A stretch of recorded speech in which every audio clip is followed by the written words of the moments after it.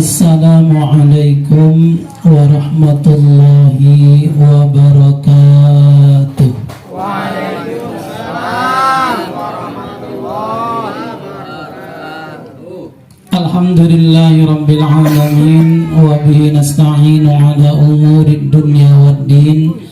Wassalatu wassalamu ala sayyidina Muhammadin wa ala alihi wa sahbihi ajma'in, amma ba'du.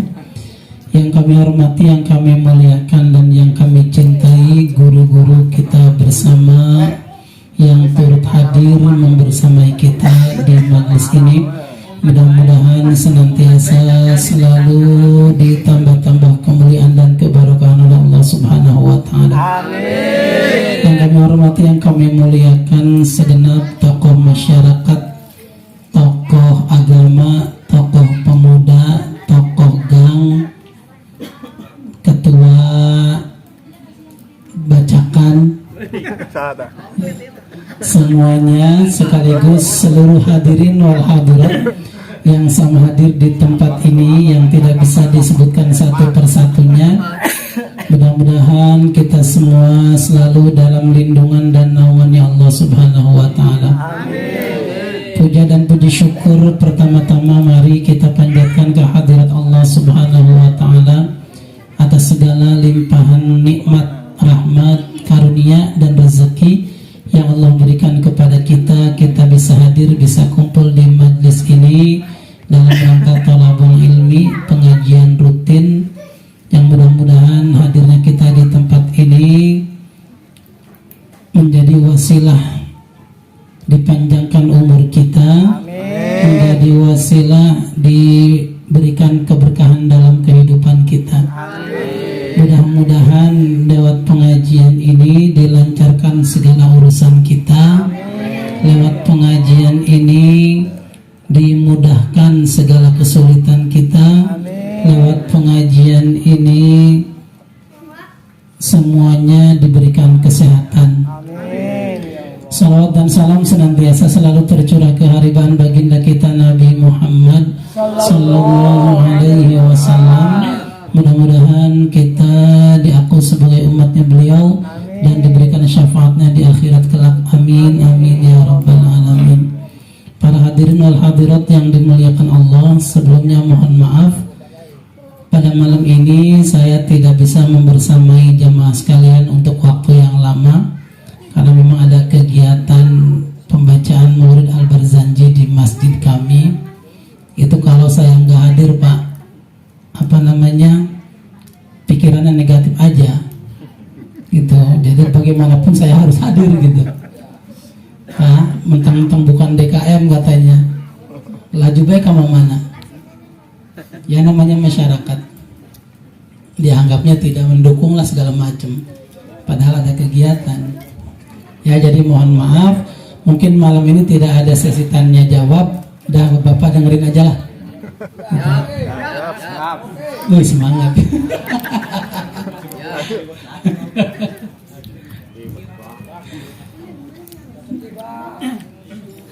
Hadirin wal hadirat yang dimuliakan Allah, di dalam ajaran kita diajarkan dalam mengatasi persoalan itu harus dilakukan dengan ketenangan dan penuh perhitungan. Tidak boleh melakukan segala sesuatu perkara dilakukan dengan ketergesa-gesaan. Ya, sebab pepatah dalam bahasa Arab mengatakan fit ta'annis salamatu wa fil ajalatin nadamatu. Di dalam kehati-hatian ada keselamatan, dan di dalam ketergesa-gesaan ada penyesalan. Bahkan di sini kata Imam Hatim Al-Asami rahimahullahu annahu qala al-ajalatu ay al-isra'u fil umuri minasyaitan. Sesuatu yang sifatnya tergesa-gesa, buru-buru dalam suatu urusan itu bagian daripada sifatnya setan. Ya. Artinya apa? Santai, jangan terlalu santai. kalem, jangan terlalu kalem, biasa baik gitu tuh. Kalau terburu-buru, tergesa-gesa, itu yang akan ada penyesalan. Karena otak tidak bisa berpikir secara jernih kalau diburu-buru. Ya. Misal dalam ujian sekolah atau ujian mencari pekerjaan nih. Sekarang lagi rame ujian mencari pekerjaan. Ya. Kita dikejar waktu, soal masih 50, waktu cuma 15 menit. Boro-boro mau dibaca itu soal, yang penting silang, yang penting keisi, itu karena terburu-buru. Nah, dalam suatu urusan pun sama, ya, dalam agama kita itu jangan dilakukan terburu-buru, kecuali ada yang memang harus disegerakan, ya. Tadi sifat buru-buru, sifat tergesa-gesa adalah sifatnya setan. Illa, istisna.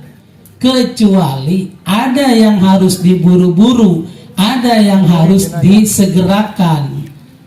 Fi khamsi mawadi'a, dalam 5 perkara. Ya. 5 perkara ini sifatnya bagusnya disegerakan, jangan ditunda-tunda. Mana yang pertama? Yang pertama it'amud dhaif. Hal yang harus disegerakan pertama menyuguhkan tamu. Kalau ada orang datang ke rumah kita, siapapun orangnya adalah tamu kita. Dalam kesunahan agama kita, ketika ada tamu yang datang ke rumah kita, itu sunnah buru-buru diberikan suguhan. Ya. Jangan langsung diajak ngobrol ngalor ngidul sampai berbusa, nggak datang-datang kopi. Ya. Siapapun orangnya datang ke rumah kita, itu kesunahan kita buru-buru disuguhkan makanan. Sebab kalau tamu sudah dikasih makan, itu ngobrolnya juga tenang, anteng, gitu. Ya. Ingat cerita Nabiullah Ibrahim alaihissalam. Beliau ketika kedatangan seorang tamu, tamunya tanpa diundang. Dan beliau pun nggak tahu itu tamu siapa, dari mana, gitu. Ya, tetap menganggap sebagai tamu dan beliau memerintahkan istrinya untuk segera mengambil makanan yang ada di dapur. Saat itu makanan yang ada di dapur hanya cukup untuk 1 kali makan, tapi karena menghormati tamu, buru-buru diberikan ke tamu. Masya Allah, luar biasa. Artinya kalau bisa ngasih makan, kasih makan tamu, Pak. Ada kali kalau Indomie pakai telur, pakai sesim, pakai cabai rawit, pakai sausnya. Lengkap ya, teman. Lengkap itu mah. Gitu. Tapi minimal disuguhkan air putih, minimal. Jangan sampai dibiarkan kosong melompong itu meja tuh. Buat apa di terasnya ada meja, ada tamu kosong aja? Jangan. Ya. Sunnah buru-buru mensuguhkan makanan kepada tamu. 1. Yang kedua, hal yang harus disegerakan. Yang kedua, tajhizul mayyiti, menguburkan jenazah. Setelah dimandikan, kemudian dikafankan, disolatkan, baru buru-buru dikuburkan. Sebab orang yang meninggal dunia itu sudah beda alamnya dengan kita yang masih hidup. Gitu. Kasihan kalau lama-lama dibiarkan terombang-ambing. Maka agama memerintahkan untuk buru-buru dikubur. Gitu. Ya, sebisa mungkin, sesegera mungkin. Gitu. Ya. Jangan nunggu anak yang ada di Kalimantan pulang dulu. Waduh. Perjalanannya aja 5 jam. Itu kalau ada mobilnya di sana. Kalau nggak ada mobilnya bisa besok. Pesawat. Ya. Buru-buru dikuburkan. Yang ketiga, wa tazwijul binti idza balagot. Yang ketiga, hal yang harus diburu-buru adalah ketika anak gadis sudah punya jodoh. Bapak punya anak gadis Bapak sudah punya dedemenan, gitu kan? Kemudian jelas, gitu. Ya, udah nggak usah nunggu lama-lama, nikahkan aja. Sebab orang tua mah hanya bisa mendukung dan mendoakan, gitu. Bagaimana kalau bapaknya ada jodoh lagi? Ya kalau berani mah silakan aja.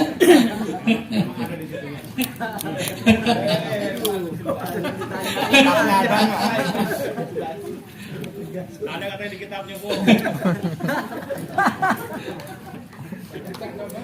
Enggak, itu mah enggak bohong, Bu. Ini mah anak gadis kalau sudah ada jodohnya buru-buru dinikahkan. Kalau sudah usianya sudah cukup, gitu kan. Kemudian kalau secara negara itu sekarang umur 19 tahun sudah bisa didaftarkan ke negara, gitu. 19 tahun, baik laki-laki maupun perempuan, ya. Jangan terlalu lama sudah ada jodohnya, kemana-mana diajak, kemana-mana berdua, nambahin dosa orang tuanya. Mending nikahin sekalian.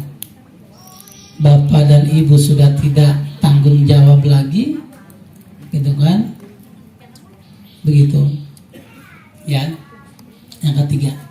Yang keempat, hal yang harus disegerakan dan diburu-buru adalah membayar hutang. Setiap dari kita punya hutang. Kalau sudah ada rezekinya, jangan ditunda-tunda, bayarkan hutangnya. Kapan mau bayar hutang? Kalau bukan hari ini, minggu depan. Terus, nah Pak, Bapak punya hutang, kemudian ada rezekinya, Bapak tunda-tunda, dosa Pak. Ya, Bapak punya hutang, kemudian Bapak punya rezeki buat bayar hutang, tapi Bapak tunda-tunda, itu dosa Pak. Sebab urusan bayar hutang itu wajib. Ya. Ada hadis Nabi yang mengatakan ketika kita meninggal dunia tapi hutang kita tidak terbayarkan, itu menggantung. Amalan kita menggantung antara langit dan bumi. Maka ketika seseorang meninggal dunia diumumkan, bagi yang punya hutang piutang, satu, mohon diikhlaskan. Kalau tidak bisa diikhlaskan, tagih atau ngobrol sama pihak keluarga. Karena saking wajibnya membayar hutang, tetap sampai akhirat tuh ke bawah Pak. Maka hati-hati masalah hutang. Jangan gampang-gampang ngehutang kalau memang tidak punya ancang-ancang buat bayarnya. Gitulah, rezeki masih banyak di depan, atau tetap kudu ada ikhtiar. Ya, karena wajib bayar hutang tuh wajib. Nah sekarang bagaimana dengan kurban?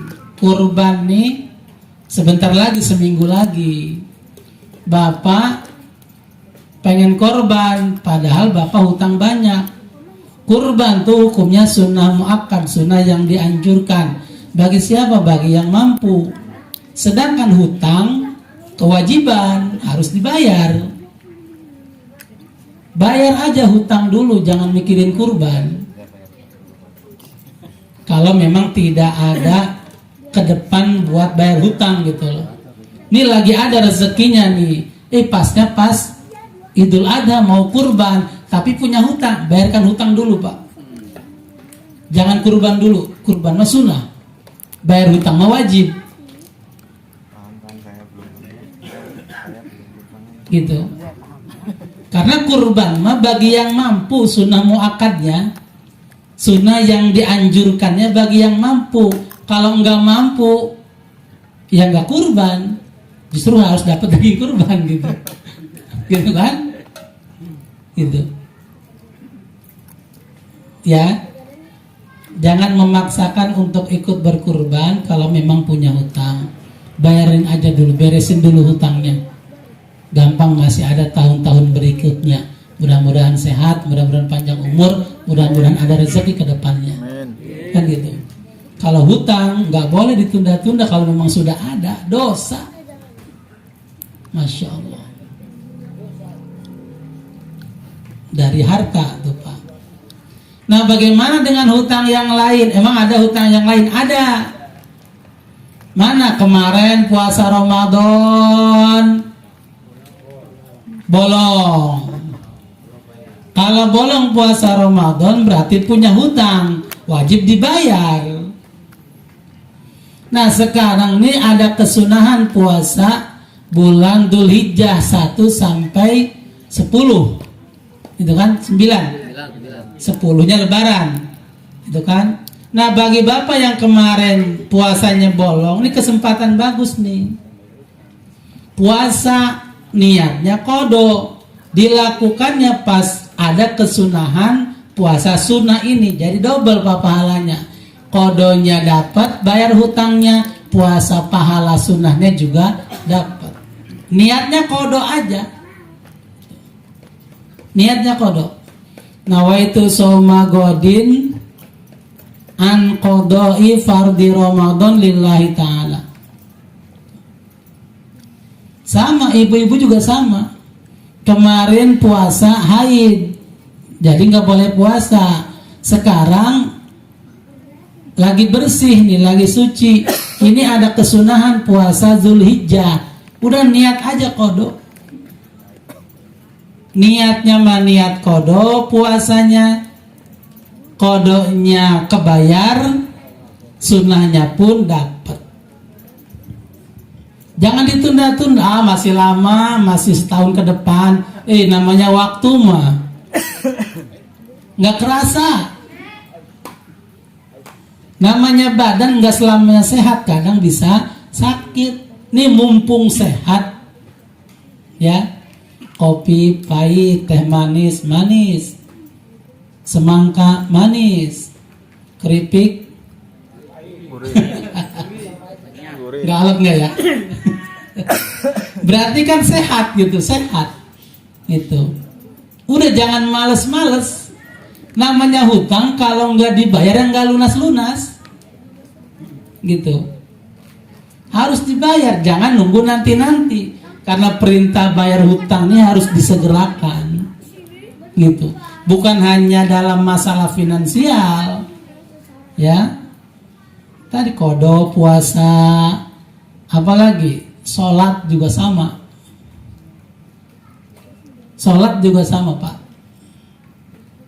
Kalau sholat itu nggak diqadha-qadha, repot urusannya. Nggak bakal lunas-lunas tuh hutangnya. Bahkan dalam keterangan, satu kali kita meninggalkan sholat dengan sengaja, itu nama kita terukir Pak. Bukan tertulis lagi, terukir. Terukir di pintu neraka. Satu kali meninggalkan sholat wajib, terukir, ya. Nah itu nggak bakalan hapus namanya kecuali dibayar. Mana bayarnya? Qadha sholatnya, gitu. Udah qobliyah ba'diyah jangan dilakukan dulu, pentingin qadha dulu. Tahajud, duha, udah ntar dulu itu mah qadha aja dulu, banyakin qadha. Berapa lama Bapak dulu meninggalkan sholat? Nih sekarang lagi sehat, ayo qadha. Gimana cara sholat kodonya? Dohor 4 rakaat sholat biasa. Usolli fardhu dhuhri 4 rakaatin mustaqbilal kiblati adaan lillahi ta'ala. Selesai 4 rakaat, daripada bapak dia dohor, mending kodo sholat dohor lagi. Usolli fardhu dhuhri 4 rakaatin mustaqbilal kiblati kodoan lillahi ta'ala. 4 rakaat lagi, selesai. Gitu aja. Asar sama, maghrib sama, isya sama, subuh sama gitu. Jadi orang masa sholat isyanya 1 kali, kita mah 2 kali, berarti kodo. Orang mah sholat subuhnya sekali, kita mah 2 kali, kodo namanya. Biar enggak ribet gitu. Coba kalau bapak dulu masih muda, saya banyak ninggalin sholat berapa tahun, 2 tahun, 3 tahun enggak sholat, wajib kodo. Gitu. Kan nggak bisa satu waktu sekaligus dohor. Bu, bapak di musola Al Barokah dari dohor sampai subuh nggak pulang-pulang. Itu sholat baik. Wah, nggak begitu. Gitu. Ya. Padahal mah ada yang nagih di rumah itu. Gitu, Pak. Ya. Kan kita semua punya masa lalu. Tapi jangan lupa kita juga punya masa depan. Mumpung. Nih kita sekarang lagi ngaji nih, lagi dicas hati kita, lagi dicas rohani kita. Ayo mumpung masih sehat, mumpung pendengaran masih jelas, mumpung mata belum terlalu rabun. Aduh, banyakin kodo. Itu.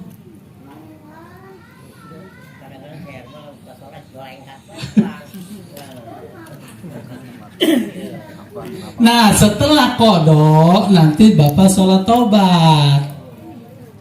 Sholat tobat tetap harus ditaubatin, gitu. Gimana? Usolli sunnatat taubati rakaataini mustaqbilal kiblati lillahi ta'ala. Pertama biasa Fatihah, suratnya surat Al-Kafirun. Yang kedua Fatihah, suratnya surat Al-Ikhlas. Salam. Setelah salam, duduknya jangan rubah, masih duduk tawaruk. Duduk begini aja. Tawaruk. Ya. Apa yang dibaca? Astaghfirullahaladzim alladzi la ilaha illa huwal hayyul qayyum wa atubu ilaihi min jami'il ma'asi wadh-dhunub. Berapa Pak Ustaz? 100 kali. Kuat nggak? Belum nyoba, udah nggak kuat aja. Kepanjangan Pak Ustaz, ya udah. Astagfirullahaladzim alladzi la ilaha illa huwal hayyul qayyum. Masih kepanjangan. Astagfirullahaladzim. Masih kepanjangan. Astagfirullah. Masih kepanjangan, getok. Atau Sayyidul Istighfar. Tuh Pak. Ya. Artinya kodok dulu baru sholat taubat. Jangan taubat dulu tapi nggak dikodok-kodok, sama aja. Taubat nangis, sholat taubat. Tapi sholatnya nggak dikodok-kodok, yang ditinggalin dulu atau nggak kebayar-bayar hutangnya Pak. Gitu. Bayar dulu hutangnya lewat kodoknya, baru sholat taubat. Gitu. Paham Pak? Ya, ini yang harus disegerakan nih. Artinya apa? Jangan nunggu nanti-nanti, ya. Jangan nunggu nanti-nanti. Kita nggak tahu nih. Kan semakin lama ini kita semakin dekat dengan kematian. Bukan semakin jauh dengan kematian, semakin dekat dengan kematian. Ya. Hal yang paling indah itu ketika kita meninggal dunia, kemudian dosa-dosa kita diampuni. Sebagaimana doa yang sering kita panjatkan, Allahumma inna nas'aluka salamatan fid din wa afiatan fil jasad wa ziyadatan fil ilmi wa barakatan fil rizki wa taubatan qoblal maut, taubat sebelum meninggal dunia, wa magfiratan ba'dal maut, diampuni dosa setelah kita meninggal dunia. Itu yang paling mantap tuh. Jadi ketika kita meninggal dunia tuh Allah ampuni dosa-dosa kita waktu kita hidup di alam dunia. Pengampunan dosa lewat qada. Setelah qada baru sholat taubat gitu. Pastilah kita manusia, namanya manusia kadang ada urusan gitu kan, kadang punya waktu yang sempit akhirnya nggak sholat. Nah itu kodoan tuh, sholatnya kodoan gitu. Sebab kalau nggak dikodo atau nggak dibayar-bayar hutangnya gitu, jangan taubat dong, istighfar tapi nggak kodo-kodo ya sama aja gitu ya. Itu mah teknisnya mah terserah gitu kan. Daripada bapak ngebela qobliyah ba'diyah, mending banyakin kodo gitu.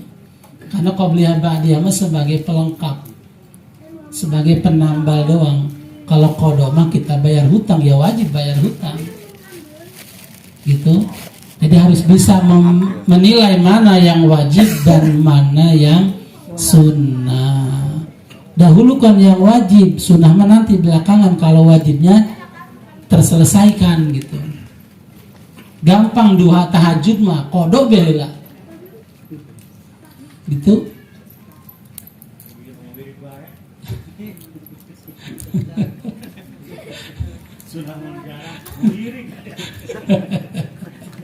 Zikir atau bagus, zikir tuh bagus. Tapi kan zikir tetap hukumnya sunnah bukan wajib. Yang wajib mah sholat gitu. Ya, udahlah meragap aja sekarang, meragap dulu. Saya ini berapa lama ya ninggalin sholat, berapa waktu yang saya tinggalkan sholat, masya Allah gitu. Mungkin baru sekarang ada hidayahnya, mungkin baru sekarang tahu tata cara kodo sholatnya, mungkin baru sekarang tahu bahwa itu tuh memang harus dikodoan sholatnya gitu, dalam rangka pembayaran hutang gitu. Terus tuturkan bae ulama-ulama orang, guru-guru orang tuturkan bae kita kodo atau kodo bae guys, atau mudah-mudahan bae gitu ya. Jangan diragukan karena memang ulama-ulama kita yang menghujah seperti itu. Kalau memang kelewat atau sengaja ditinggalkan, kodok selagi masih ada waktu, selagi masih ada kesempatan. Yang terakhir, yang kelima, yang kelima yang harus disegerakan adalah taubat. Ajilu bis sholati qoblal faut. Ya, segeralah lakukan sholat sebelum waktu sholat itu habis. Ya, wa ajilu bit taubati qoblal maut, dan segeralah melakukan taubat sebelum umur kita habis. Kan kita nggak tahu masalah umur Pak ya. Kadang yang sakit lama nggak mati-mati, yang sehat tiba-tiba jatuh kamar mandi blok aja, innalillahi, gitu kan, namanya umur, gitu kan. Yang tua mah kok awet, ya tua kolot gitu kan. Yang muda mah tuh penyakitan baik gitu kan. Siapa? Siapa kan maksudnya kan?